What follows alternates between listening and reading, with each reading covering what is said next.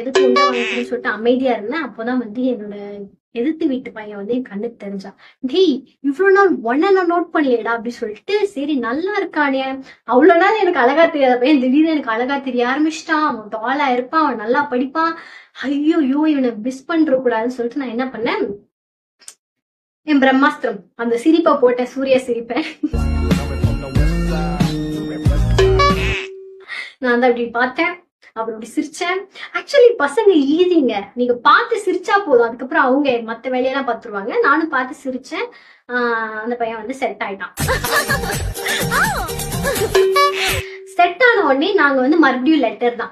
நாங்க வந்து பெருசா எங்கேயும் வெளியே போயிட்டு சுத்தினதுலாம் கிடையாது, எங்க வீட்டுல அலோவ் பண்ண மாட்டாங்க. ஸோ நான் வந்து லெட்டரை வந்து ஸ்கூட்டிக்குள்ள வச்சிருவேன், செடிக்குள்ள வச்சிருவேன். எங்க ஸ்ட்ரீட் தானே, ஸோ அந்த பையன் வந்து எடுத்துப்பான். லெட்டர்ல தான் லவ் போயிட்டு இருந்துச்சு. ஆனா வந்து எங்க வீட்டுல மாட்டிக்கிட்டேன். எங்க அம்மா